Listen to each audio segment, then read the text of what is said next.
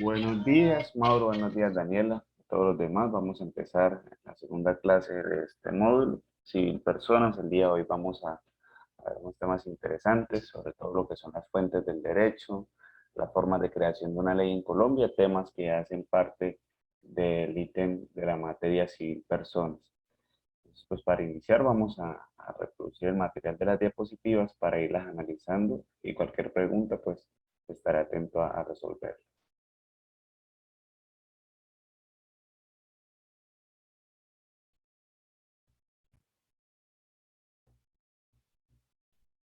¿Logran ver bien las diapositivas?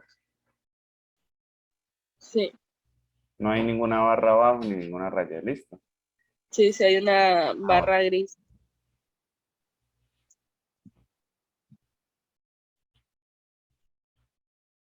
ahora sí, ¿cierto?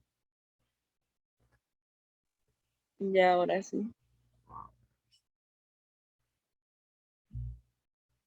Bueno, como les venía diciendo, el tema que vamos a analizar hoy son las fuentes del derecho, la clasificación de las fuentes, las aplicables aquí en Colombia, las formas de creación de las leyes, el proceso de creación de las leyes en Colombia y otros temas conexos como lo son la jurisprudencia y demás. Entonces nosotros vamos a tener en cuenta que las fuentes del derecho en su sentido original son el nacimiento en sí y los autores lo definen como el origen, la causa o el nacimiento del derecho. Tenemos que Savigny denomina fuentes jurídicas a las causas del nacimiento del derecho en general, o sea, llama fuentes a las instituciones jurídicas, así mismo como a las reglas jurídicas que lo integran. Ahora bien, la clasificación de las fuentes del derecho. En este caso, ¿sí? La mayoría de los autores clasifican las fuentes en reales y formales. Las fuentes materiales o reales, según Abelardo Torre, son los factores y los elementos que determinan el contenido de las normas. Digamos que esos elementos atienden son los problemas o las necesidades de carácter cultural, económico y además gremial, etc. El legislador tiende a resolver obviamente esos problemas y las finalidades o valores que el legislador quiere realizar en el medio social para el cual legislar, pues también se denomina fuentes del derecho. Aftalion define las fuentes materiales como ciertos datos o hechos de la vida social, ¿sí? Las convicciones, un movimiento de opinión o unas declaraciones partidarias. De todo lo anterior, surge la conclusión de que las fuentes reales o materiales constan de dos elementos, un elemento experimental y otro racional. El elemento experimental está formado por los datos reales, históricos e ideales, y el racional va a estar constituido por la noción del derecho. Entonces nosotros tenemos como clasificación de la fuente formal las siguientes. ¿Cuáles serían las fuentes formales del derecho? Tenemos la legislación o la ley, tenemos la costumbre, tenemos la doctrina y la jurisprudencia. Las autoridades en materia jurídica pues no han concebido, ¿sí? Las dos últimas, es decir, la doctrina y la jurisprudencia, pues como fuentes en un sentido estricto, ¿no? Esas dos definiciones de doctrina y jurisprudencia se han ido desarrollando pues al pasar del tiempo y pues en la actualidad hay mucha aplicabilidad sobre todo de la jurisprudencia, ¿no? Se ha ido arreglando el precedente jurisprudencial para resolver todos los casos que se tienen en un escenario judicial. Según François Genis, ¿sí? En su obra Método de Interpretación y Fuentes en Derecho Privado Positivo, señala como fuentes formales del derecho a la ley, la costumbre y la autoridad y tradición, o sea, la jurisprudencia y la doctrina. Las fuentes formales son los distintos modos de manifestar el derecho en su sentido positivo. Pero también existe y tenemos que hay una nueva concepción de fuentes del derecho. Las fuentes no solo suministran orientación para resolver los casos litigiosos, sino que actúan de manera mucho más general y silenciosa. ¿Cómo? Pues van a canalizar todas las manifestaciones vitales de todos los integrantes de los grupos sociales, ¿sí? de tal modo que se coordine valiosamente a la libertad individual de los miembros del grupo.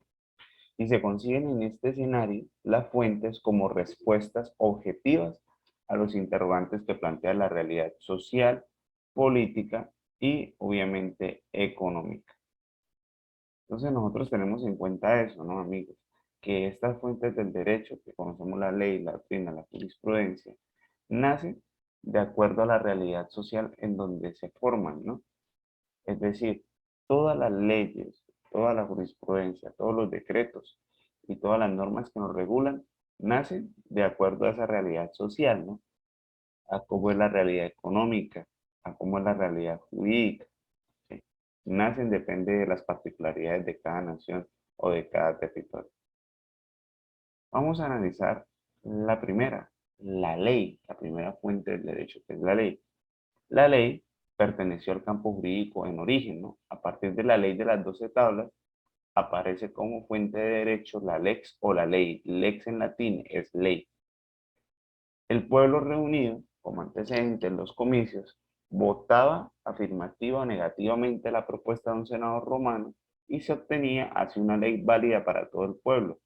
Tenemos que el término lex proviene, según algunos autores, del verbo latino ligare, que significa ligar o vincular, y se hace referencia a que la ley liga o vincula a los hombres en su actividad. Según otros, se deriva del verbo lego legere, que significa leer, con lo que se alude a la forma escrita de la ley. Entonces nosotros tenemos en cuenta eso, compañeros, que la ley en principio, eh, digamos, es vincular, liga, obliga al hombre, pues obviamente a su estricto cumplimiento, ¿no? Y como todo, en nuestro derecho escrito tiene su origen en Roma. Miremos que su origen viene de la ley de las 12 tablas, apareciendo como una fuente del derecho formal. La ley, como concepto, tiene varias acepciones. Tenemos ley natural, obviamente las leyes de Dios o las leyes divinas, leyes sociológicas y pueden clasificarse como sigue. La primera clasificación son las leyes naturales. ¿Cuáles son esas? Son las relaciones necesarias entre fenómenos naturales, leyes que no pueden ser violadas y operan en base al principio de causalidad, es decir, las causas han de preceder siempre a su efecto. Tenemos también las leyes sociológicas o sociales. Estas leyes sociológicas o sociales son específicamente las relaciones que existen entre fenómenos o hechos sociales. Entonces, por ejemplo, Abelardo Torre, que es un tratadista, cita las siguientes. Por ejemplo, con la miseria aumenta la delincuencia y la prostitución. A estas leyes se les denomina leyes de probabilidad porque admiten excepciones y se basan en reglas científicas fundamentadas en la realidad social. Siempre obviamente van a admitir prueba en contrario, porque como vimos con el ejemplo, esa afirmación de que la miseria aumenta la delincuencia y la prostitución puede tener, digamos, una contradicción probatoria o una contradicción con algún otro hecho o fenómeno social. Tenemos las normas jurídicas. Ya hemos visto que las normas jurídicas encaran la conducta en tanto debe ser. Es decir, las normas jurídicas siempre son un mandato que ligan, vinculan y obligan a lo que debe ser en la actualidad. Ahora bien, las definiciones de la ley según varios tratadistas. Nosotros tenemos, obviamente, además de tratadistas y filósofos, que la ley va a tener unos diferentes matices y unos caracteres, ¿no? Aristóteles ha definido la ley como ¿qué? Como el común consentimiento de la ciudad. Para Gallo la ley es lo que el pueblo manda y establece. Entonces Papiniano también dice que la ley es un precepto común, es un decreto de hombre prudente, es la corrección de los delitos que por voluntad e ignorancia se cometen y va a ser una estipulación común de la República. Santo Tomás que nos dice que la ley es la ordenación de la razón dirigida al bien común y promulgada solemnemente por quien cuida la comunidad. Hans Kelsen dice que la ley, en sentido específico, significa el establecimiento de unas normas jurídicas generales cualquiera que sea el órgano que lo realice, sea un órgano democrático, sea un órgano autocrático, por ejemplo, un parlamento con un monarca, o solamente el monarca sea quien cree esa ley. Además, la ley tiene unos matices, ¿no? Una clasificación interna, como lo es en sentido material y formal. La teoría dualista, que se debe principalmente al jurista alemán Lavand, distingue en la ley, como ya hemos visto en el subtítulo, dos elementos, el formal y el material. Las leyes en sentido formal son las dictadas por el órgano legislativo según el procedimiento establecido, pero que carecen del contenido de verdaderas leyes. Ejemplo, la ley de honores.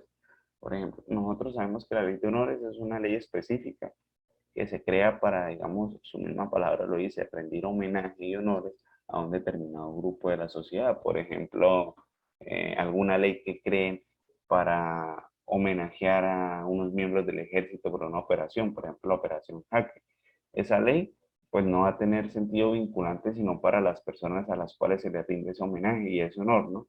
No va a ser vinculante para nosotros como ciudadanos del común. Tenemos las leyes en sentido material. Son las que dicta el órgano legislativo y reúnen las características propias y contenido de verdaderas leyes. Por ejemplo, la ley de reforma agraria. Algunos autores hablan de la ley particular para referirse a la ley en sentido formal, ¿no? Y ley general cuando se trata en sentido material. O sea, la ley en sentido particular, pues obviamente como lo vimos es la misma ley en sentido formal, es una ley que nada más va a regir para una persona o ciertos números de personas o grupos, ¿sí? Va a haber una determinación sobre a qué individuo, a qué grupo esa ley le va a regir en sus efectos. Y tenemos obviamente la material, que es la ley que nosotros conocemos en sentido general y que es de estricto cumplimiento para todos los que vivimos dentro de determinado estado o dentro de Colombia, por ejemplo. ¿Cómo se clasifica la ley? La ley tiene una clasificación obviamente interna más allá de sus elementos. Tenemos las leyes imperativas. Estas leyes imperativas son aquellas que se imponen al ciudadano de una manera absoluta y no pueden derogarse por acuerdo de los particulares. ¿La razón cuál es? Que ostentan caracteres de orden público que interesan a la moral y a las buenas costumbres. Tenemos las leyes permisivas. Estas leyes permisivas entrañan un mandato, es decir, a todas las personas en el sentido de que respeten el derecho que esas leyes reconocen al titular. Las leyes permisivas no ordenan ni prohíben algo, sino que simplemente le van a conceder una facultad a una persona para que ejecute a su discernimiento, a su decisión o arbitrio determinado hecho. Tenemos las leyes declarativas o supletorias. Como regla general, el ordenamiento jurídico defiere a la autonomía privada la regulación de los propios intereses, pero la ley prevé el caso en que las partes no regulen específicamente dichas relaciones y por eso suple sus silencios mediante las normas supletorias. Estas normas se encuentran primordialmente en materia de contratos y sucesión por causa de muerte cuando es intestada. Es decir, que esas leyes declarativas lo que van a buscar es arreglar, digamos, una controversia que se suscite, digamos, por ejemplo, por un contrato, un desacuerdo que yo tengo en una compra de un inmueble, un desacuerdo que haya o exista por la sucesión de una persona, por la muerte de una persona. Son leyes que buscan, ¿sí?, dirimir los conflictos, declarando el derecho, obviamente, a la persona que legalmente le corresponde esa atribución. Y tenemos las leyes prohibitivas. Esas leyes prohibitivas son las que conocemos más nosotros, ¿cierto? ¿Por qué? Porque es que esas leyes prohibitivas son las que mandan a no hacer algo, prohíben o impiden determinada conducta. Nosotros tenemos que las leyes penales, por ejemplo, el Código Penal es una ley que es prohibitiva, ¿no? Prohíbe ciertas conductas que están rechazadas por la naturaleza y obviamente por el ser humano y la sociedad en general. Ahora también tenemos que el artículo cuarto del Código Civil colombiano nos dice que la ley es una declaración de la voluntad soberana, manifestada en la forma prevenida en la Constitución Nacional, y nos va a dar los caracteres de la ley. La ley nace para mandar, ya sea para prohibir, ya sea para permitir o ya sea para castigar. Para eso nace la ley. Tenemos una clasificación interna a sí mismo. El capítulo tercero de la Constitución Política, artículos 150, 170, van a regular lo relativo a las leyes. El Congreso es el órgano encargado de hacer las leyes en Colombia. Si bien la Constitución no habla de clase de leyes, sí puede hacerse una clasificación atendiendo pues lo que estamos nosotros estudiando en la siguiente forma. Nosotros tenemos leyes orgánicas, ¿sí? El artículo 151 de la Constitución dice que mediante las leyes orgánicas se regula el ejercicio de la actividad legislativa.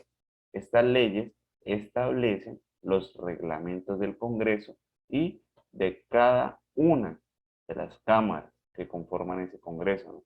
Las normas sobre preparación, cómo aprobar y cómo ejecutar el presupuesto de la renta y la ley de apropiaciones y el plan general de desarrollo y todas las relativas a la asignación de competencias normativas a las entidades territoriales. Todas estas atribuciones y todos estos ítems tienen que ser proferidos obviamente por una ley orgánica. Ahora tenemos las leyes estatutarias. Mediante estas leyes, el Congreso va a regular o crear normativas en las siguientes materias. Primero, derechos y deberes fundamentales de las personas y procedimientos y recursos para su protección. Vamos a tener que esas leyes estatutarias van a regular la administración de justicia, van a tratar la organización y el régimen de los partidos y movimientos políticos, las instituciones y mecanismos de participación ciudadana, ¿sí? Y van a manejar todo lo concerniente al estado de excepción. Por ejemplo, nosotros tenemos que mediante las leyes estatutarias se han creado, por ejemplo, el Estatuto de Justicia, la Ley 270 del 96. Tenemos la ley estatutaria que nos trata todo el derecho y lo que regula el artículo 23 de la Constitución, el derecho fundamental de petición. Eso se regula o se reguló, por ejemplo, bajo la ley estatutaria 1755 del 2015. Todos esos temas y todas esas denominaciones tienen que manejarse bajo una ley estatutaria. Tenemos las leyes interpretativas. El artículo 150, numeral primero de la Constitución, nos dice que le va a corresponder al Congreso, ya sea obviamente en sus divisiones de Senado y Cámara, interpretar, derogar y reformar las leyes. Asimismo, hay leyes que expiden códigos. El artículo 150, numeral 2 de la Constitución, nos consagra que obviamente el Congreso tiene la facultad de expedir códigos en las distintas materias que tratan la vida normal de los colombianos. Nosotros tenemos la ley 599 del 2000, Código Penal, tenemos el Código Civil colombiano, tenemos el Código de Comercio, tenemos un sinfín obviamente de códigos, por ejemplo el Código General del Proceso, que son facultades que se le atribuyen al legislador, es decir, al Congreso. ¿Cuáles son los caracteres de la ley? La ley es obligatoria, el carácter de la ley es imperativo, lo cual implica una voluntad que va a mandar a la persona y otra voluntad que tiene que obedecer el mandato, ¿sí? Tenemos que la ley es general. Esto significa que la ley cobija a todas las personas que se encuentren en las condiciones previstas por ella, sin excepciones de ninguna clase. La ley no se agota porque se cumpla una o varias veces por diversas personas. Tenemos el carácter de permanencia. La ley rige un número indeterminado de casos o de hechos y solo deja de tener vigencia mediante su derogación y posterior eliminación del sistema. Tenemos que la ley también es abstracta e impersonal. Esto por cuanto la ley no está hecha para regir casos individuales ni para personas determinadas. La ley va a provenir del Estado, porque la ley es la manifestación consciente y deliberada de la voluntad estatal. Y voluntad obviamente que también proviene del pueblo, porque el Estado es el pueblo también. La ley se reputa como conocida. Como ya lo veremos, nadie puede invocar su ignorancia para abstenerse o dejar de cumplirla. ¿Cuáles son las etapas de formación de una ley en Colombia? Nosotros tenemos la iniciativa como primer paso para construir una ley. La Constitución Política de Colombia de 1991 cambió obviamente el régimen anterior para consagrar la iniciativa popular.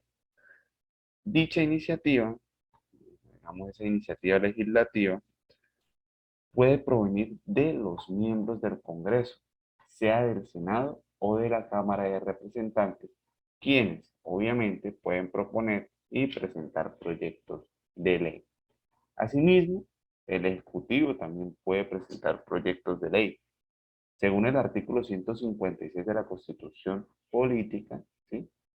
La Corte Constitucional, el Consejo Superior de la Judicatura, la Corte Suprema de Justicia, el Consejo de Estado, el Consejo Nacional Electoral, el Procurador General de la Nación y el Contralor General de la República pueden, en el ejercicio de sus funciones, presentar proyectos de ley. Sí, obviamente, o solo en las materias relacionadas con sus funciones. Ellos no pueden presentar iniciativas o solicitudes legislativas de otras competencias y de otros temas o digamos de otras disposiciones que nada tengan que ver con sus funciones, ¿sí?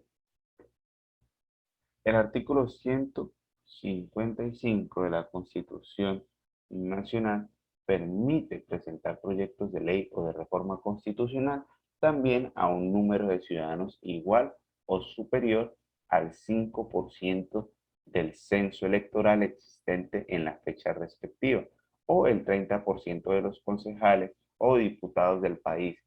Los ciudadanos obviamente tienen derecho a nombrar y a proponer un vocero que debe ser oído por las cámaras en todas las etapas del trámite. Entonces nosotros tenemos quienes pueden presentar una iniciativa, quienes son obviamente el pueblo, las personas conformadas por un porcentaje del 5%, igual o superior al 5%, quienes van a tener un vocero, las diferentes, digamos, las diferentes entidades estatales, por ejemplo, el Consejo Superior de la Judicatura, la Contraloría, la Procuraduría, pero son en el marco de sus funciones y obviamente también el Ejecutivo puede de una u otra manera presentar también esas iniciativas legislativas. Ahora tenemos en cuenta que eh, la segunda etapa para la formación de una ley es ¿cuál? Es la discusión de la misma. En ese acto de discusión, las cámaras deliberan acerca de los proyectos presentados para decidir si deben ser aprobados o no, ¿sí? Obviamente esa discusión se va a ajustar a los reglamentos internos de cada cámara. Por tanto, todo proyecto, una vez publicado, debe ser discutido, ¿sí? Y aprobado 4 veces por las respectivas cámaras para obviamente seguir su proceso de formación. Tenemos que después de la discusión existe la aprobación. Un proyecto de ley debe ser aprobado por ambas cámaras en la forma relacionada con anterioridad, ¿sí? Ahora bien, viene la sanción. La sanción es el acto mediante el cual el presidente firma el proyecto de ley, convirtiéndolo en ley. Si el presidente, ¿sí?, no cumpliera el deber de sancionar las leyes en los términos y según las condiciones que la Constitución le obliga, obviamente las va a sancionar y las va a promulgar ¿quién? El presidente del Congreso. En el caso de que el presidente de la República no quiera o no pueda, pues obviamente va a sancionarlo el legislativo, es decir, el Congreso. Tenemos las objeciones, como todo puede ser sometido a contradicción y las leyes en su formación también pueden ser de una u otra forma objeto de objeciones. Tenemos que si el proyecto de ley no es objetado por el presidente, se dispone que se promulgue como ley, pero puede el presidente objetar, ¿sí? Y entonces el proyecto se devuelve a la Cámara en que tuvo origen para ser modificado si hubiera lugar a ello. Obviamente, si el presidente dice, no, oiga, a mí no me gusta esta ley por esto y esto y esto, la ley tiene que ser devuelta a la Cámara en que fue, digamos, aprobada y creada para modificarse en lo respectivo a las observaciones que hizo el Ejecutivo. Tenemos que las leyes deben tener un título. Conforme al artículo 169 de la Constitución, el título de las leyes debe corresponder a su contenido y a su texto. Debe preceder esta fórmula. El Congreso de Colombia decreta. En toda ley no puede faltar esta denominación.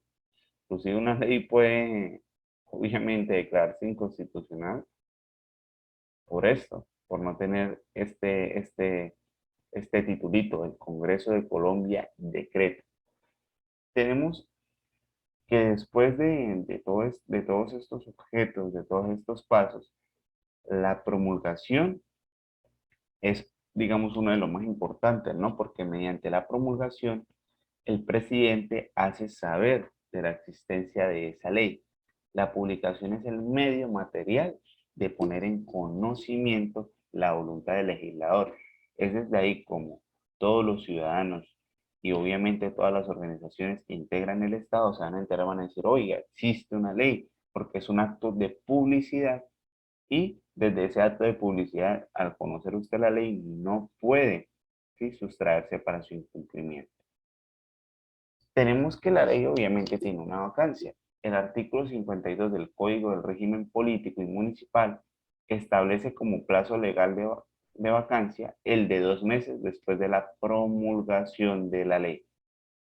¿Cuándo comienza a ser obligatoria la ley? Una vez se publique en el Diario Oficial y surtida la vacancia, o en los casos en que la ley fije la fecha o autoriza al gobierno para fijarla. Desde ahí empieza la vigencia de la ley. Ya ahí, digamos, la ley está formada con estos simples pasos. Pues uno dice simples, pero en la realidad para formarla es otra, ¿no? Y tenemos la ignorancia de la ley como ítem también importante. Una vez la ley entra en vigencia, no le es permitido a ninguna persona alegar la ignorancia de la misma para sustraerse de su cumplimiento.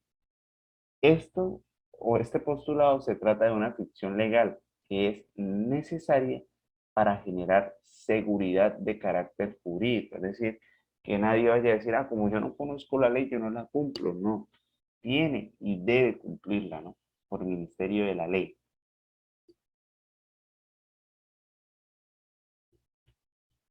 Tenemos los decretos del presidente de la República. ¿Qué pasa con esto?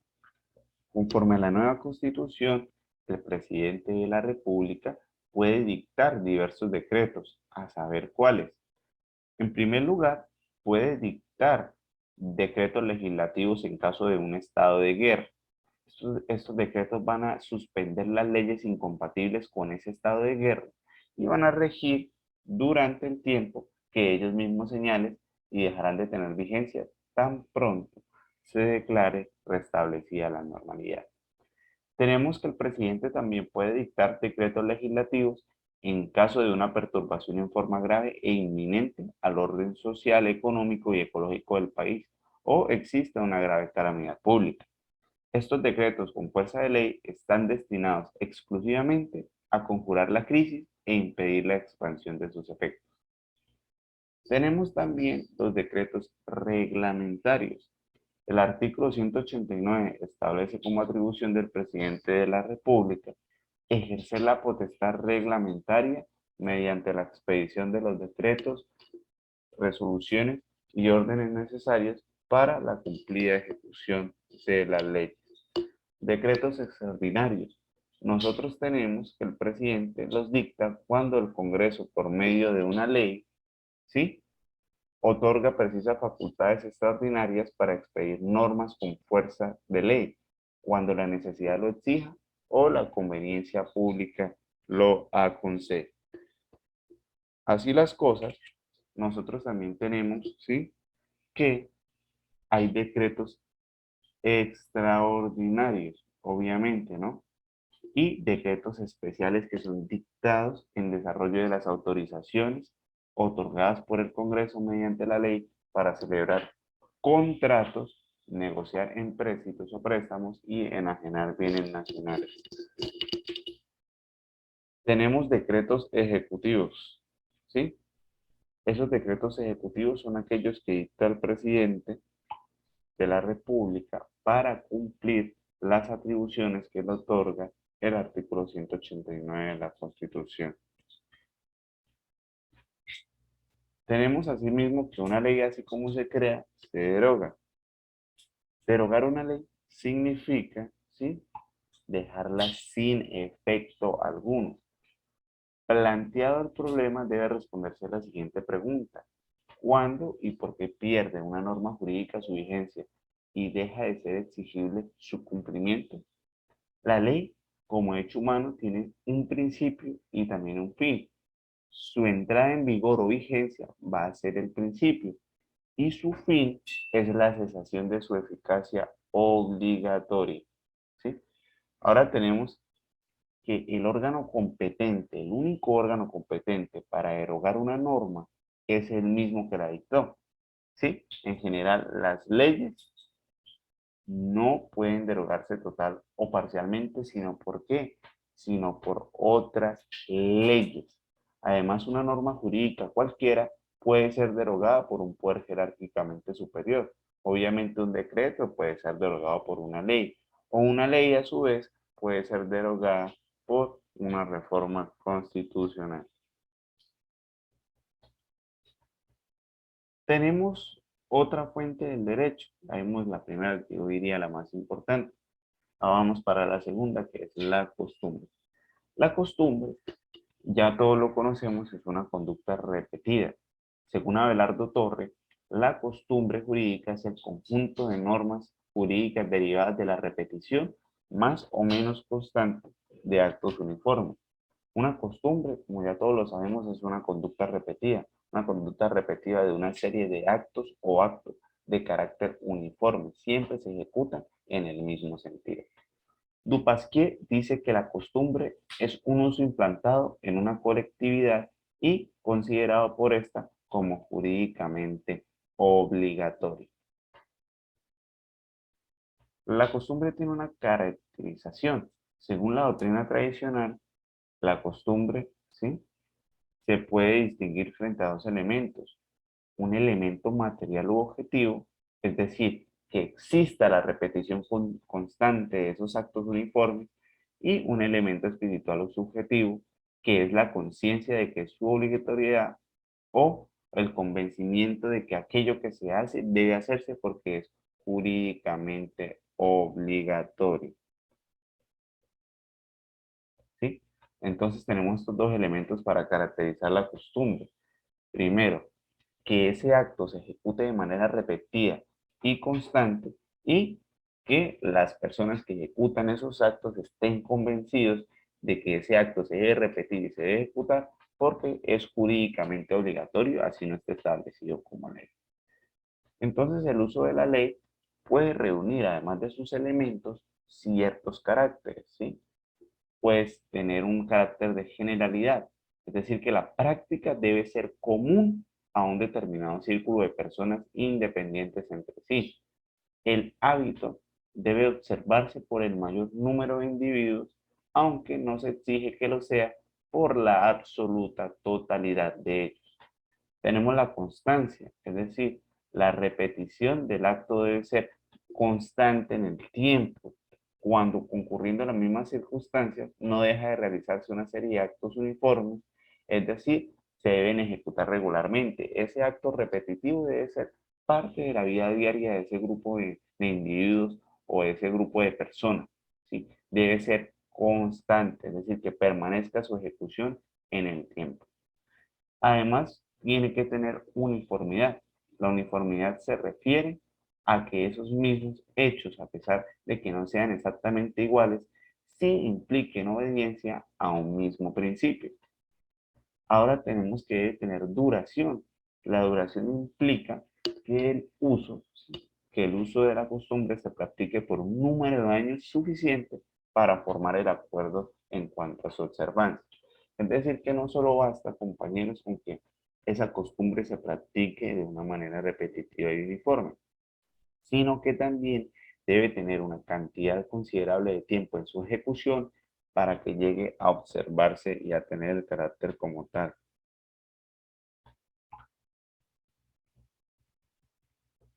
Ahora bien, tenemos que frente al elemento subjetivo o sociológico, ¿sí?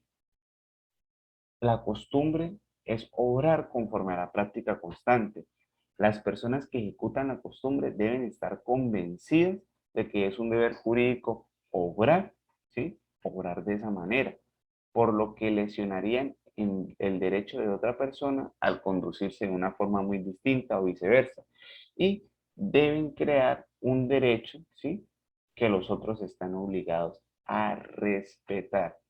Es decir, que la costumbre, como ya vimos en unos matices que principalmente se derivan en que el acto debe ser repetitivo y constante, de que las personas que lo ejecuten estén convencidos de que se tiene que hacer así porque es obligatorio y obviamente deben estar plenamente convencidas de que si así no lo hacen, van a lesionar o van a quebrantar el derecho que tienen las demás personas.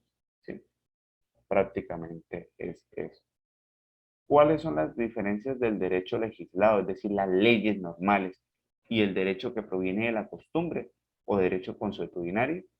En que el derecho de la costumbre, bueno, vamos a referirnos así para reemplazar esta palabra consuetudinario, el derecho de la costumbre es un producto inmediato, espontáneo y más bien intuitivo, perdón, de la vida social. En cambio, ¿sí? El derecho legislado es un producto reflexivo, técnico e inmediato. Ahora tenemos que la costumbre es lenta y por el contrario, la ley es rápida en cuanto a su formación. La costumbre no tiene un autor conocido, mientras que el derecho legislado sí lo tiene. Obviamente la costumbre puede haber nacido desde hace como ya lo conocimos, desde un determinado tiempo, miles de años atrás, 100 años atrás, 2 siglos, pero no conocemos exactamente quién es su autor. En cambio, obviamente con las leyes sí, rápidamente vamos a saber quién es, quién la creó, la expidió y obviamente la promulgó con posterioridad. Entonces la costumbre, compañeros, también es incierta, es imprecisa, en tanto la ley va a ser precisa y permite una mayor certeza y seguridad en las relaciones jurídicas de las personas. Entonces hay que tener muy en cuenta eso para, digamos, hacer las diferenciaciones correctas entre el derecho legislado y el derecho consuetudinario.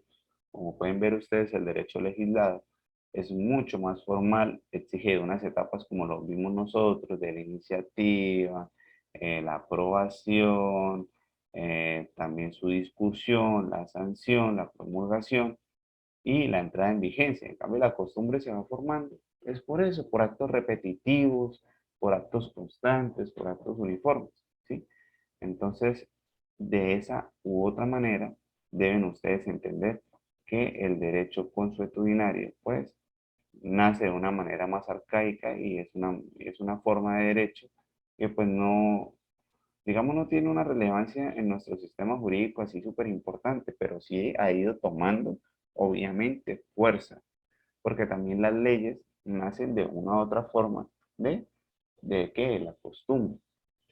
Entonces, mis queridos amigos, ya queda un minuto para que se acabe la grabación. Apenas se acabe la grabación, volvemos, ¿sí? Y nos metemos por el mismo link. ¿Listo? Para continuar con el taller. Vamos a dejar que se acabe el link y entramos por el mismo.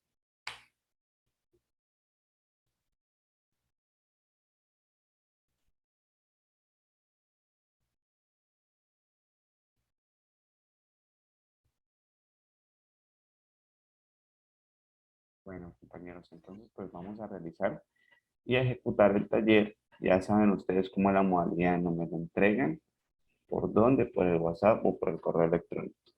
Entonces vamos a proceder a hacer ese taller. ¿Cómo? Repita, porfa, que no la escuché. Tranquila, Dani, que vamos a hacer el taller que siempre acostumbramos a hacer, que es la nota de ustedes, los que hacen el taller que yo dejo en el grupo, son las personas que no asisten a la clase. Entonces lo que vamos a hacer es ese taller en clase y me lo entregan por el WhatsApp. ¿Listo? Ah, ok, listo.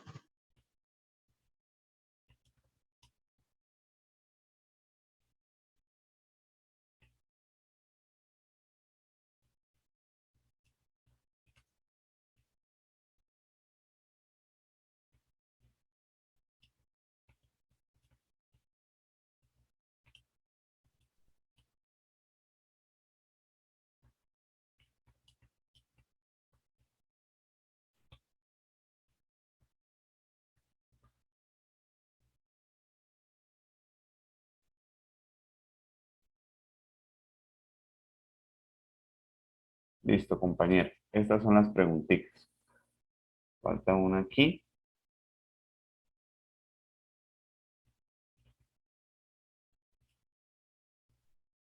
y listo. Este es el taller que me van a realizar. Vamos a tener entonces, ya saben, 15 minutos para hacerlo y continuamos con la clase de manera normal. Listo, apenas me lo entreguen, seguimos. 15 minuticos, por favor.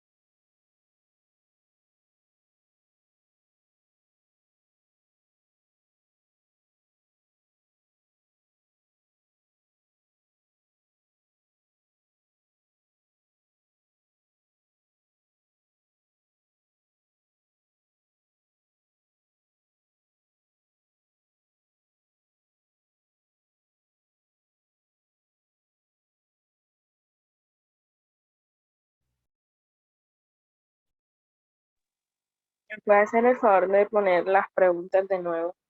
Sí, ahí ya lo que pasa es que estaba terminando de filmar el video anterior, por eso es que, Ah, ok. listo.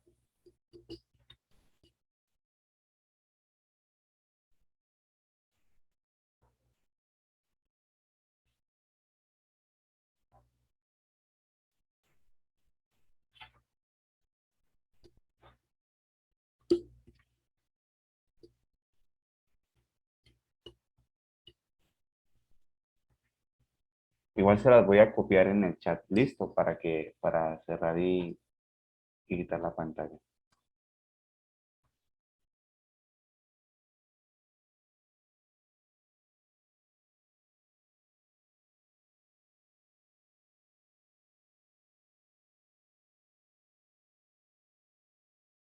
Ahí ya están en el chat para todos.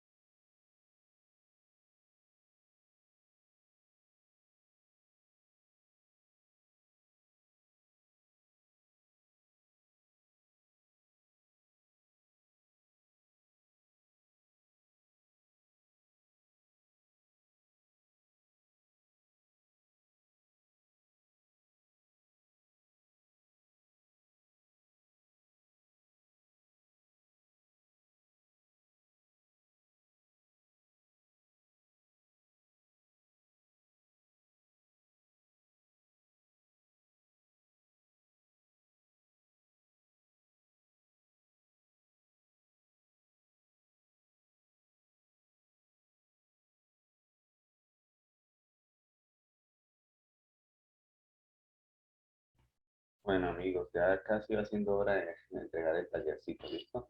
Falta Walter, Gladys y Walter y Gladys. Ya Daniela entregó, Chaina entregó. Entonces, para por favor seguir con la clase normal, ¿listo? 5 minutos más y seguimos normal.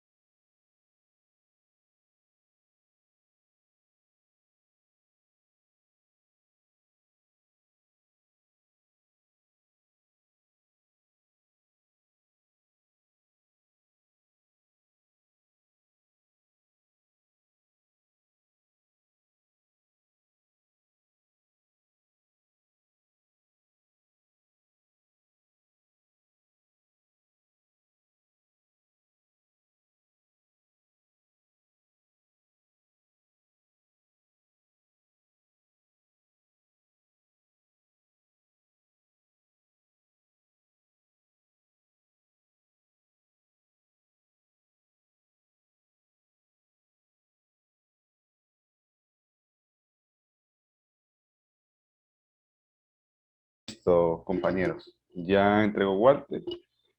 Entonces vamos a continuar con el material. Tenemos en cuenta que la costumbre tiene también una clasificación. Desde el derecho romano, las costumbres se han clasificado en interpretativas, supletorias y contrarias a la ley. Tenemos como costumbre interpretativa la que se forma de acuerdo con la ley y se va a ajustar a las previsiones que tiene la misma. Es el mismo derecho escrito que se ha adaptado a las prácticas sociales. Tenemos como segundo ítem de clasificación de la costumbre supletoria. Entonces, la costumbre supletoria es la que disciplina las relaciones contempladas y no contempladas en la ley y que va a llenar las lagunas de esta. Son normas que no se van a oponer a las prescripciones del derecho escrito, sino que las completan. Tienen vigencia como fuente paralela, ¿sí? Tienen vigencia como fuente paralela a la ley o de carácter subsidiario. Ahora bien, tenemos la costumbre que es contraria a la ley. esa costumbre contraria a la ley es la que se opone abiertamente a las normas legales. En la antigüedad y especial en el derecho canónico, se le dio valor a la costumbre contra ley o práctica abrogatoria, pero siempre que reuniera los elementos de una verdadera costumbre. Ya nosotros sabemos cuáles son los elementos de la verdadera costumbre, ¿no? Que sea un acto uniforme, constante y repetitivo, y que las personas que la ejecuten o el grupo de personas que ejecuten esa práctica común y uniforme lo hagan pues por un determinado espacio de tiempo, digamos 10, 20, 30 años, ¿sí? Que se denomine como tal, y aunado a eso, que estén convencidas plenamente de que si se viola esa costumbre, pues obviamente no va a respetar el derecho ajeno de los demás. La costumbre en el derecho colombiano. En la legislación colombiana no se va a aceptar la desuetud ni la costumbre contraria a la ley, según el artículo 80 del Código Civil colombiano. La costumbre, sí, tiene validez si es general y conforme a la moral cristiana. Entonces, el artículo 13 de la ley 153 de 1887 dice que la costumbre, siendo general y conforme a la moral cristiana, constituye derecho a falta de una legislación escrita y positiva. Vemos que es una concepción bastante religiosa la que tiene el artículo 13 de la ley 153 de 1887. Listo, es válida la costumbre, pero sí va de acuerdo con la moral y los principios de la cristiandad. Distinción entre costumbre comercial y civil. Actualmente tenemos que distinguir si se trata de una costumbre civil o comercial. En el derecho comercial, el artículo 3 del Código de Comercio dice que la costumbre mercantil tendrá la misma fuerza que la ley comercial, siempre que no la contraríe manifiesta o tácitamente y que los hechos que la constituyen sean públicos, uniformes y reiterados en el lugar donde hayan de cumplirse las prestaciones o surgido las relaciones que deban de regularse por ella. Ahora bien, el artículo quinto, ¿sí?, del mismo código menciona que las costumbres mercantiles servirán, además, para determinar el sentido de las palabras o las frases técnicas del comercio y para interpretar los actos y convenios mercantiles. Entonces, como logramos notar, en materia mercantil, en materia comercial, la costumbre sí tiene una importante relevancia en todos los ámbitos. Imagínense que sirve hasta para interpretar el sentido de las palabras o de las frases que se utilizan normalmente en el alcohol del comercio, ¿sí? Sirven también o tiene una función esa costumbre comercial o mercantil de interpretar, ¿sí? De descifrar los mensajes ocultos que tienen las normas y todos los actos que ejecutan los comerciantes. Entonces es necesario que nosotros tengamos muy clara esta distinción, ¿no? Que básicamente la costumbre en materia civil tiene un tinte religioso, ¿no? Que tiene que ir de acuerdo a la moral cristiana y obviamente a los principios de esa moral, ¿no? Pero ya hablándolo en materia mercantil, es más una función interpretativa de regulación y además supletoria para intervenir en todos los actos y convenios mercantiles que deban de alguna u otra forma llevarse a cabo o se hayan ejecutado por la costumbre. Entonces, vamos a pasar al ítem de la doctrina y la jurisprudencia. Doctrina y jurisprudencia que son fuentes formales de derecho, como lo vimos nosotros, fuentes formales que han tenido un mayor impacto en la última década y pues obviamente desde la Constitución de 1991 han tomado su fuerza y su relevancia en todas las decisiones de los jueces, de las distintas autoridades administrativas y demás. Entonces nosotros vamos a entender por doctrinas todas las teorías, todos los estudios científicos contenidos en libros, en monografías, en tratados, en revistas, que contribuyen a la interpretación del derecho positivo y que van a guiar las reformas de legislación y son pauta para la aplicación del derecho. Entonces, compañeros, cuando ustedes les hablen de doctrina, ustedes van a decir qué son las teorías y los pensamientos de carácter científico que se estipulan en qué o que se materializan en qué, en libros, en monografías, que las personas que estudian la ciencia jurídica y del derecho estipulan o creen convenientes para determinado tema. Digamos, si yo soy Sebastián Flores y yo soy experto en derecho civil y voy a crear un libro o voy a hablar sobre el tema del contrato de arrendamiento, ¿sí? Entonces, si yo hago un libro, yo me voy a determinar y denominar doctrina porque es una teoría y es un estudio de carácter científico, porque yo voy a partir de hipótesis, voy a partir de supuestos para poder plasmar todo eso en un compendio o en un libro que pues particularmente nos van a servir como guía, ¿no? Tenemos también que García Maínez dice que se da el nombre de doctrina a los estudios de carácter científico que los juristas realizan, lo que yo les estaba diciendo. Estudios de carácter científico que son o se realizan acerca del derecho, ya sean con un propósito puramente de teoría o ya sea con la finalidad de interpretar las normas y señalar las reglas de su aplicación.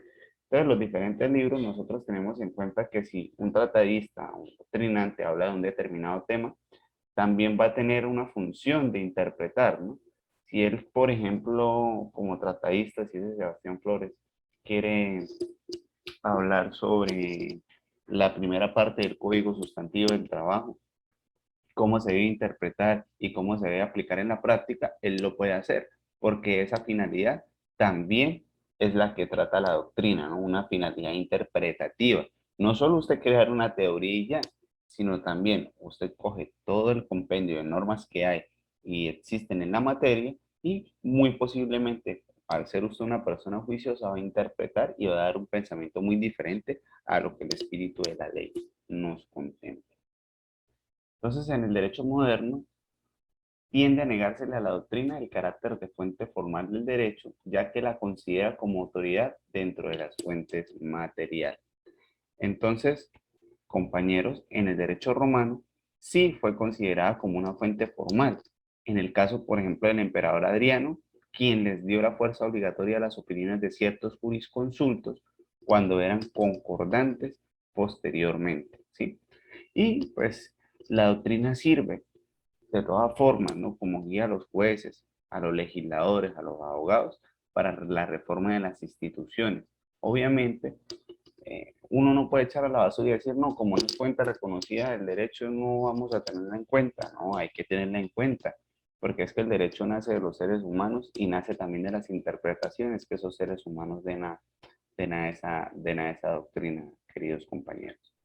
Entonces, en ese escenario, eh, es importante que ustedes me pregunten, ¿tienen alguna duda, alguna cuestión o todo claro hasta el momento? ¿Han entendido bien? Si no, pues podemos retroceder, no hay ningún absoluto problema. Pues ustedes me dicen, ¿van bien?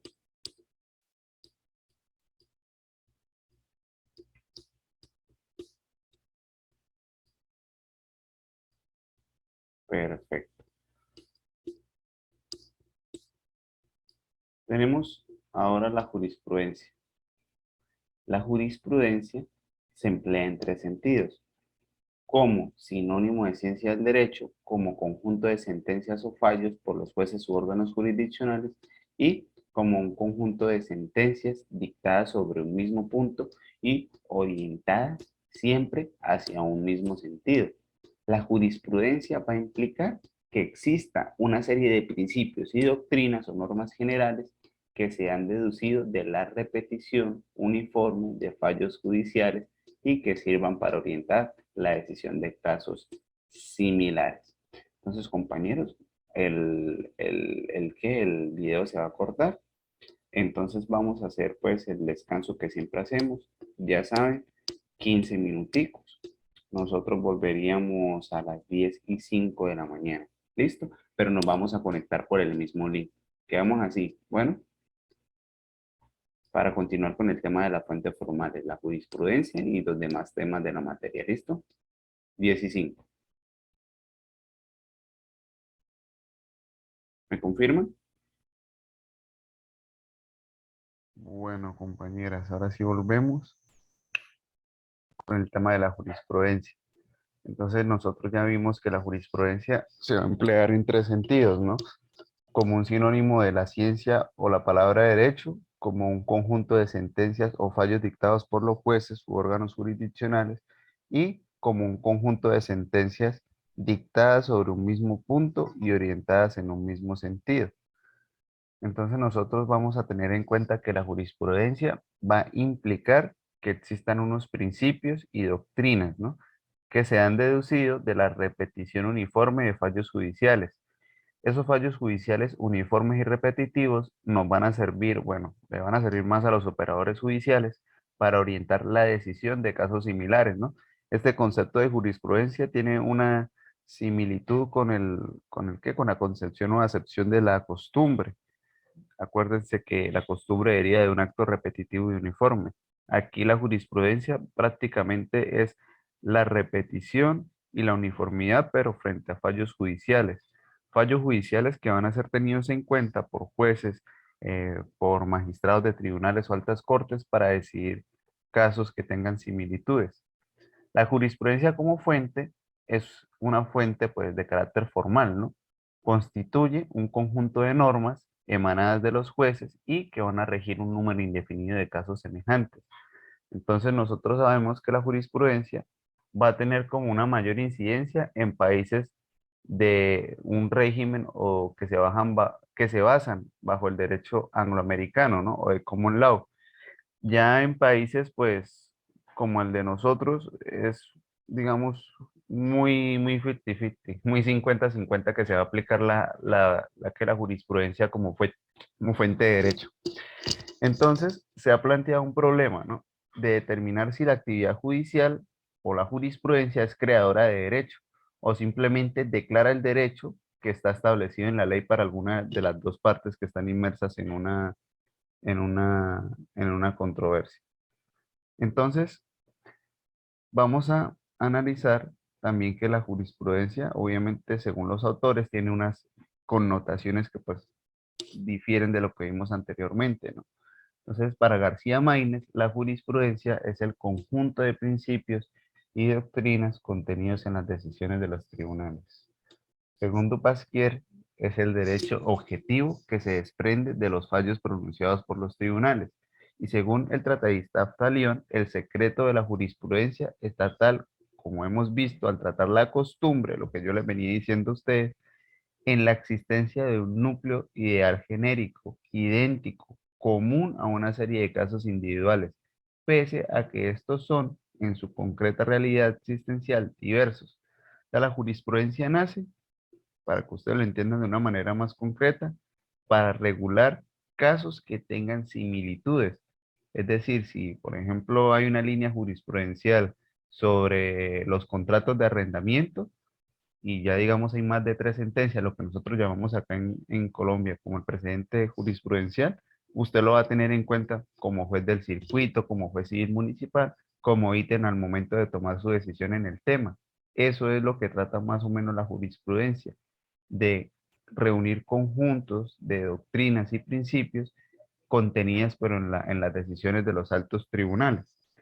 Asimismo, nosotros tenemos que tener en cuenta que la jurisprudencia pues es creadora de derecho, al menos yo también lo pienso así, pero en el derecho angloamericano se ha sostenido que toda sentencia judicial sí crea derecho, cosa que ocurre en dos sentidos. ¿Cuáles son esos dos sentidos?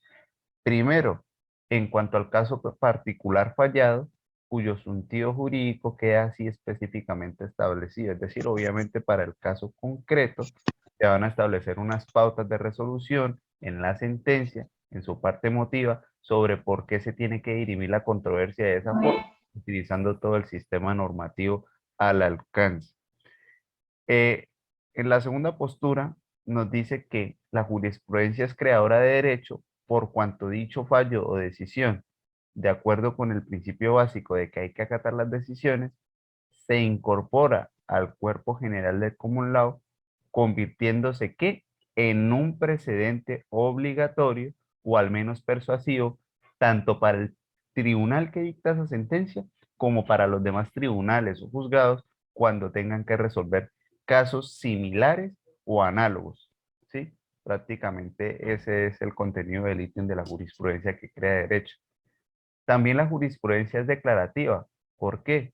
porque esta opinión sostiene que el juez no crea, sino declara el derecho que se encuentra contenido en el texto de la ley.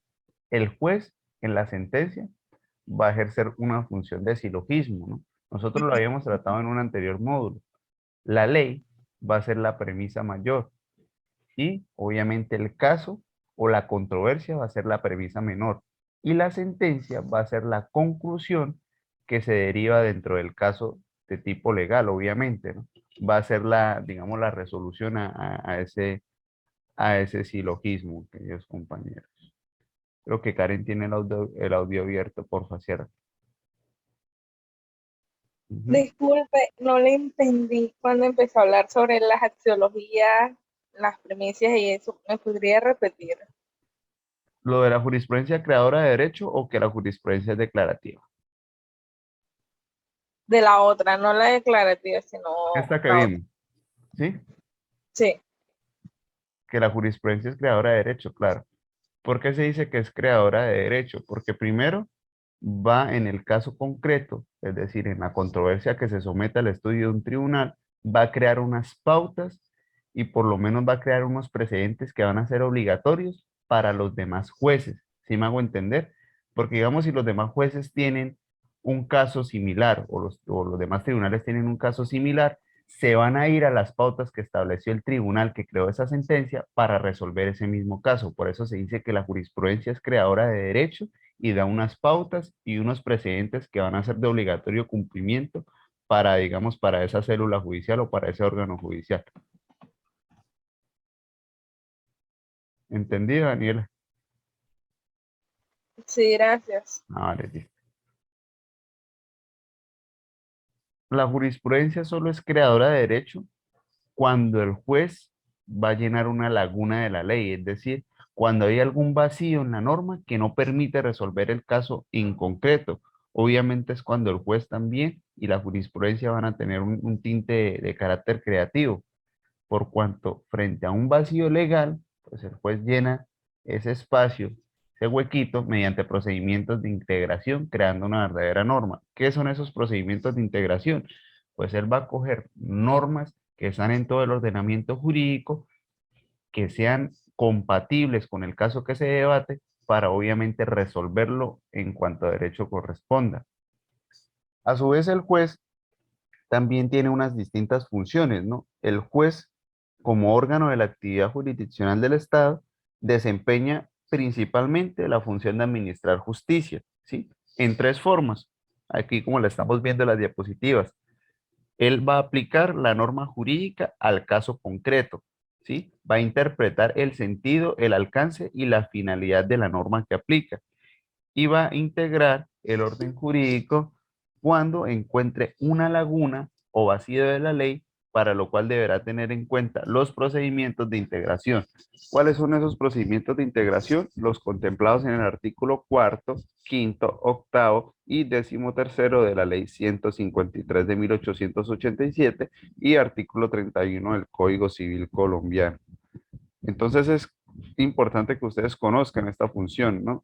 Que el juez va a aplicar la norma al caso concreto, obviamente va a interpretar ese sentido, alcance y finalidad de la norma que aplica, porque él solo en la sentencia no va a decir, yo aplico esta norma en materia de concreto, en materia de contratos porque así está escrita. No, él va a decir, listo, acá tenemos esta norma, pero ¿por qué es importante aplicarla? ¿Por qué se debe aplicar en el caso concreto de determinada manera? ¿Y cuál es su finalidad?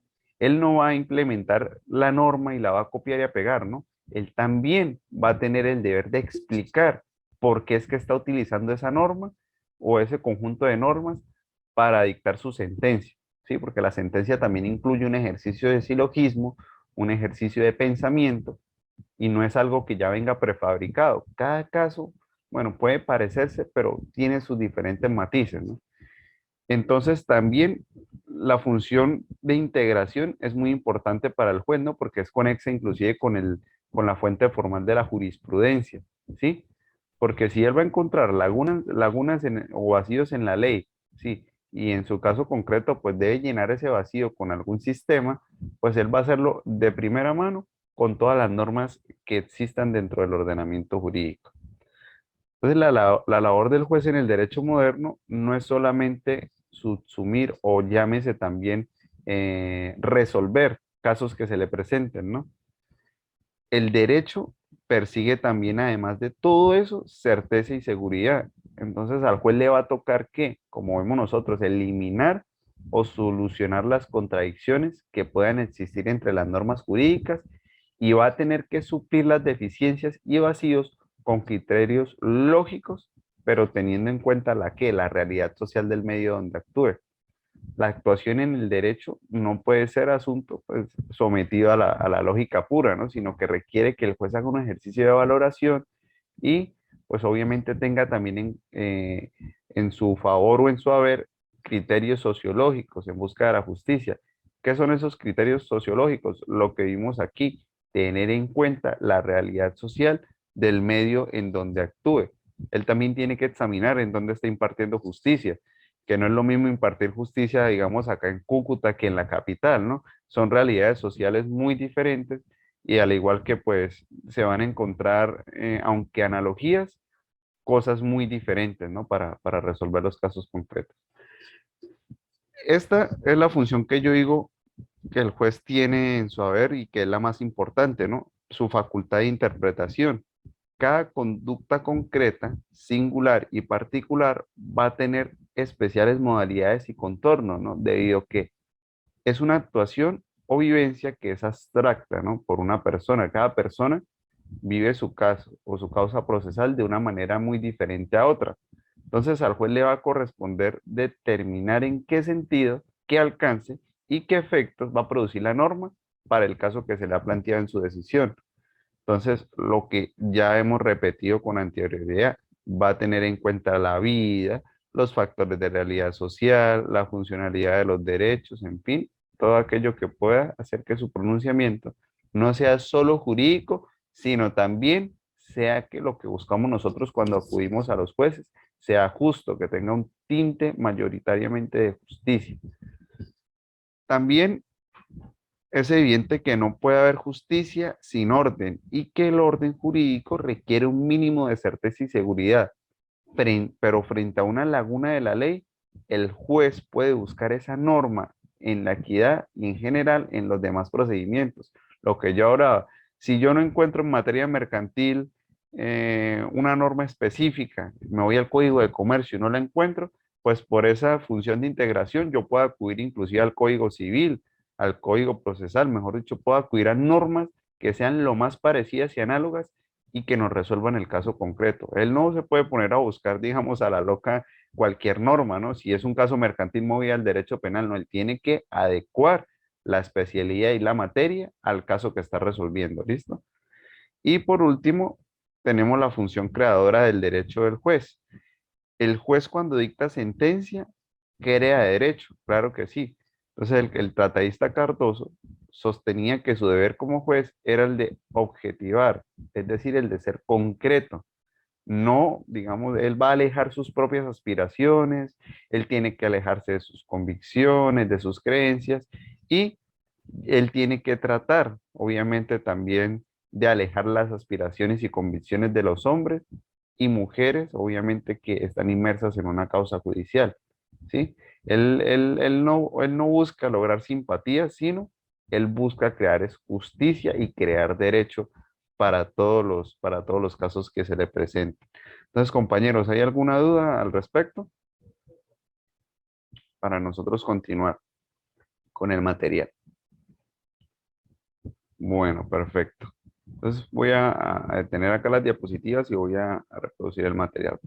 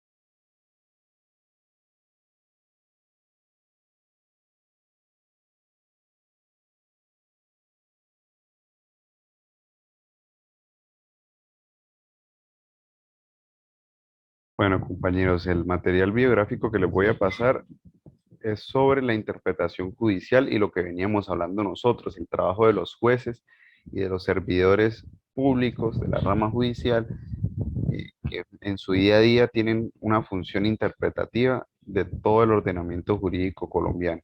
Entonces, lo mismo, si se corta el video, ya sabemos que volvemos a conectarnos por el mismo link y terminamos la clase normal.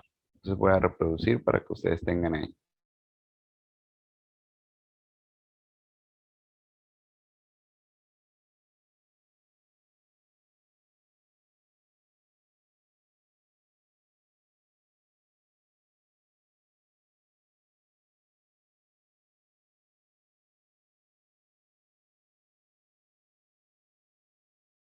Respecto a las funciones que tenemos como servidores judiciales. El tema de la interpretación judicial es un tema que en principio se distingue de lo que es una interpretación jurídica en general.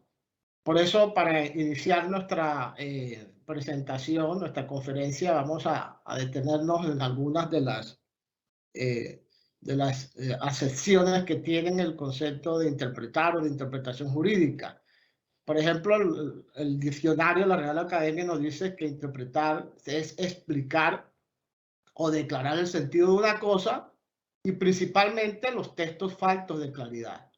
A su vez, el profesor Blanco Zúñiga, en su obra de interpretación jurídica, de interpretación legal y constitucional, señala que la interpretación jurídica es definir el sentido y alcance de las normas jurídicas, debiéndose precisar, entre otras, los sujetos destinatarios de la norma, el ámbito de aplicación, la vigencia en el tiempo y la relación obligada con el resto del ordenamiento.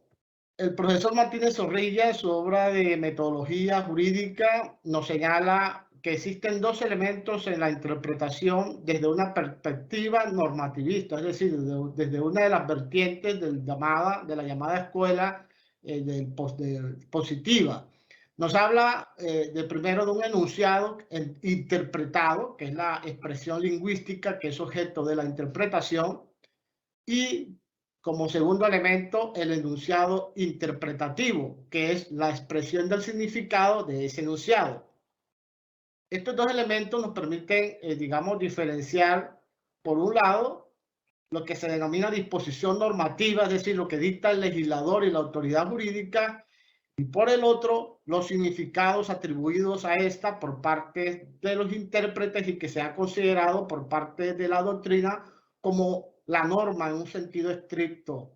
La interpretación judicial es conocida también en la doctrina como la interpretación operativa, en la medida de que es realizada por aquel que tiene la facultad, en este caso el juez, el poder de ofrecer una decisión con autoridad para un caso específico, esto es, produce una solución de carácter normativo en un caso en concreto.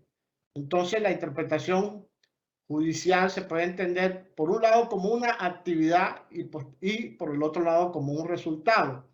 Se entiende como actividad en el sentido de afirmar que con el término se podría afirmar, perdón, con el término de interpretación a la actividad del juez y con el fallo o la decisión judicial el producto de esa actividad. Eso haciendo un deslinde también respecto a esos dos momentos específicos de actividad y resultado. Ahora, la interpretación judicial tiene unas características que las distinguen de cualquier otro tipo de interpretación. Si nosotros vamos, por ejemplo, al Código Civil, encontramos que se habla de la interpretación que hacen los abogados, los doctrinantes para sus casos, para sus propios intereses. Está la interpretación doctrinal para el avance del derecho, para la profundización de alguna temática, pero la interpretación judicial tiene ciertos caracteres que la hacen que sea diferente a ese tipo de interpretación. Aquí, en lo que sigue en adelante, voy a hacer referencia a algunas apreciaciones que hace el maestro Uprimi en el módulo de interpretación jurídica que adelantó y desarrolló la Escuela Judicial Rodrigo Lara Bonilla. Para él las diferencias con la interpretación no judicial es primero la vocación práctica de la interpretación judicial. Segundo, el carácter institucionalizado del derecho. Y como tercer aspecto, la corrección material de la interpretación judicial. ¿Qué se entiende por la vocación práctica de la interpretación judicial y cuáles son, digamos, sus efectos?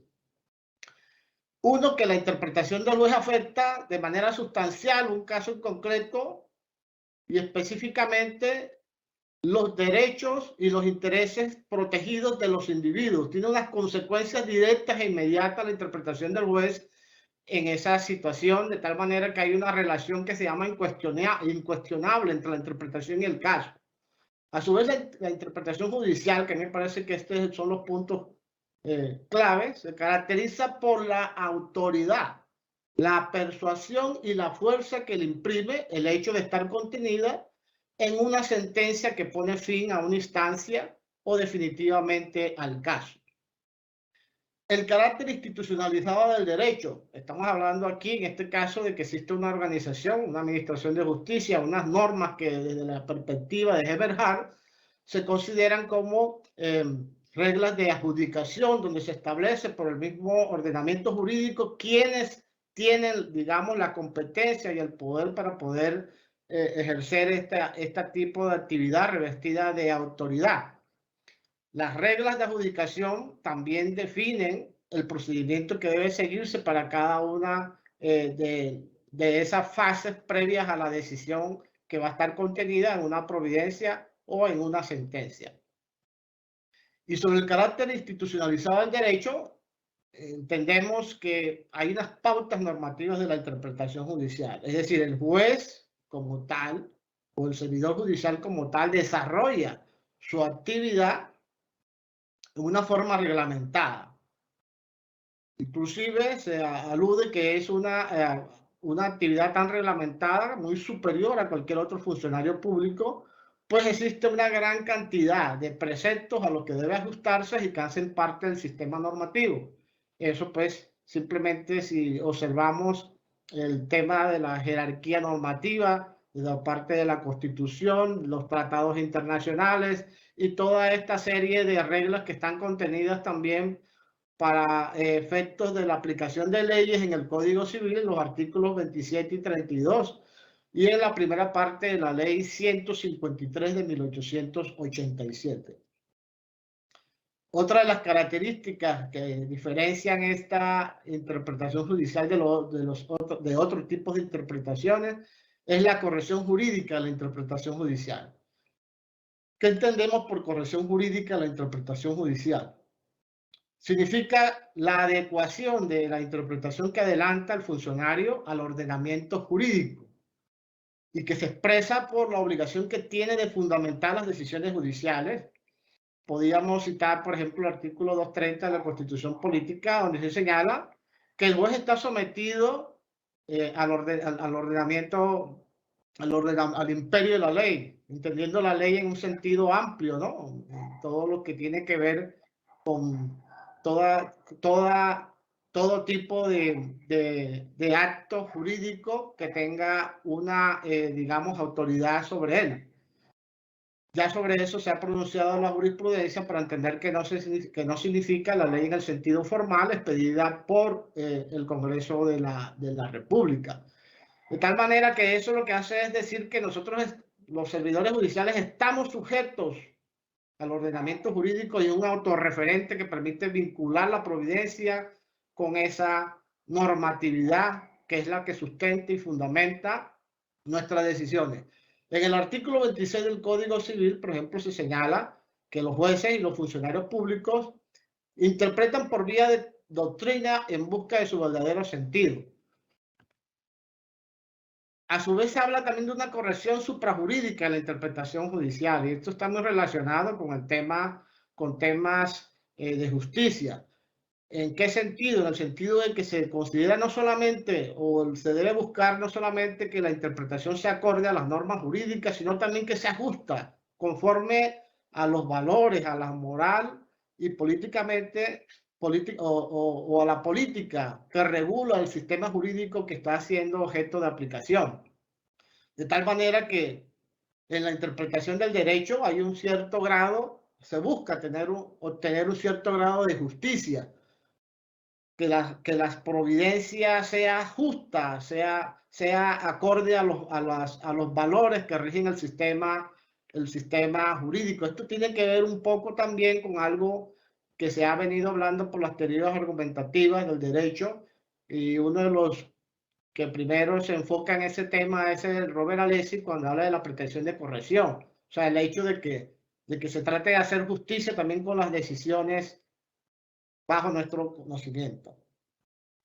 Ahora, hay teorías de la interpretación que podríamos tomarlas también como concesiones del derecho. Las concesiones del derecho que usualmente se conocen son aquellas clásicas, la escuela positiva, la naturalista, y dentro de cada una de ellas hay vertientes, las escuelas denominadas argumentativas, lo que se llama el constitucionalismo contemporáneo. Pero esta clasificación que vamos a dar se enfoca desde un punto de vista, las tres primeras, que son las teorías cognitivas, las teorías escépticas y las teorías intermedias, de una concepción, digamos, positivista o normativista, enfocado en lo que tiene que ver con el lenguaje y las facultades, el lenguaje del jurídico y las facultades que tiene el juez.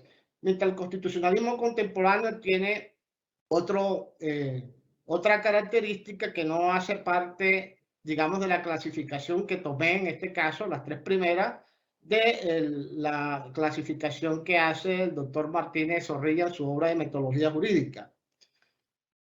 Aquí están consignadas precisamente esas escuelas que él sintetiza de la siguiente manera. Él habla de teorías cognitivas para señalar que se trata de estas teorías cuya tarea interpretativa es conocer el significado objetivo y persistente en la norma.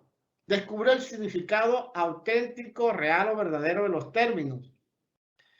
Esta característica significa que ellos se fundamentan mucho en el esencialismo lingüístico.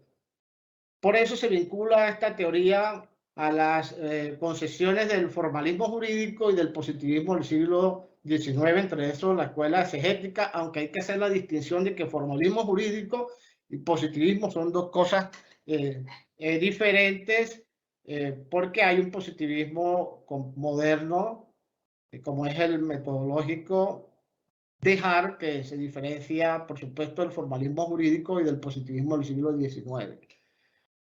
Las tesis principales de esta teoría es que el sistema jurídico es completo y carece completamente de lagunas, que el sistema jurídico es consistente y carece completo de antinomias o contradicciones normativas, que el derecho siempre ofrece una respuesta correcta para cada caso, que los jueces se limitan, en todo caso, a aplicar la respuesta que el derecho establece para el caso. Aquí se habla de la aplicación automática del juez. Esta era la tesis que surge posteriormente a la Revolución Francesa, cuando se establece el imperio de la ley y la soberanía de la ley, donde se hablaba de que los jueces eran un instrumento de la palabra de la ley, carecen completamente de discrecionalidad. Las teorías escépticas son aquellas donde al intérprete no le corresponde descubrir el significado o un objetivo verdadero que se supone que es el que estableció el legislador, sino que se trata de una libre asignación o atribución del significado. Aquí la discrecionalidad de los jueces es absoluta. No se alude a interpretaciones correctas o incorrectas. Se habla de interpretaciones de consenso, es decir, se habla de elegir una interpretación de las muchas que existen, y la que se va a aplicar es aquella que tiene mayor éxito, es decir, la que ha sido aceptada y adoptada por el mayor número de juristas o por la comunidad en general. No existen parámetros para determinar un nivel de corrección de la interpretación, y esta suele relacionarse con el realismo jurídico, que hay dos vertientes, la norteamericana y la europea. Las tesis que hablan sobre esta tesis son que el derecho está radicalmente indeterminado y nunca ofrece una respuesta correcta y predeterminada a los casos. No solamente porque existen defectos del sistema, sino porque existe una indeterminación en el lenguaje.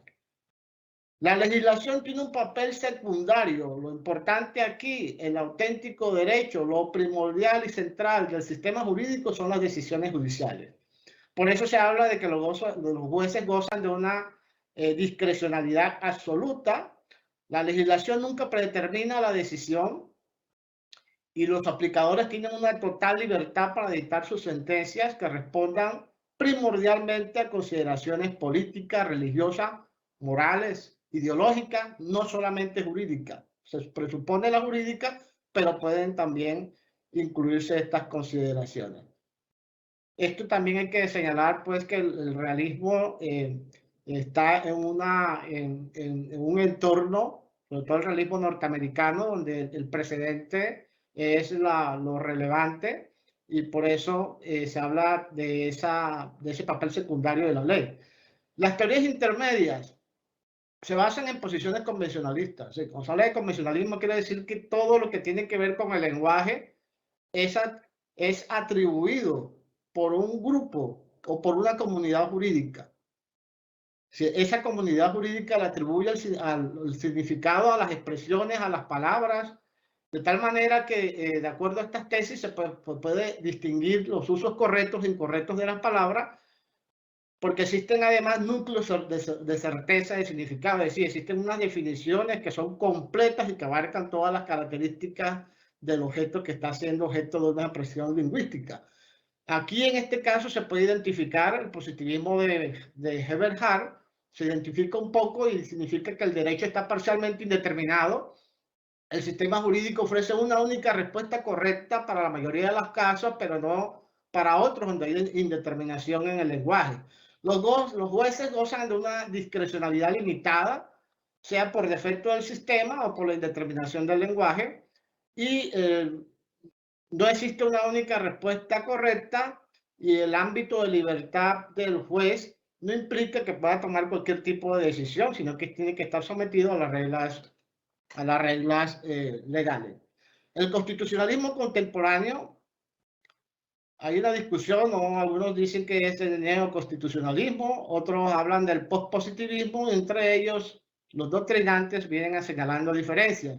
Lo importante para nosotros señalar que la Constitución se convierte, digamos, en el documento fundamental, inmediato y directo de las obligaciones, y no solamente es la fuente primordial del derecho. También esta tesis, toman ellos en cuenta la tesis de la separación del derecho y moral como algo no tajante, no de manera absoluta, como si lo realizan o lo pregonan quienes pertenecen a la escuela positiva. El legislador ya no es la voz del soberano, porque debe acomodar su actuación a la Constitución, de tal manera que el principio de legalidad ha cedido a un principio de juridicidad y de constitucionalidad. La interpretación y la aplicación del derecho se ha modificado, se ha trastocado con la inclusión de principios constitucionales y la necesidad de que exista un peso fundamental en la argumentación que ya es, digamos, más retórica que una argumentación lógico-formal propia del siglo XIX.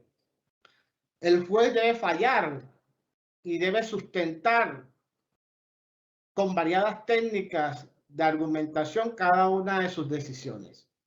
Ahora hablemos de lo que se presenta en la interpretación, los problemas que se presentan en la interpretación.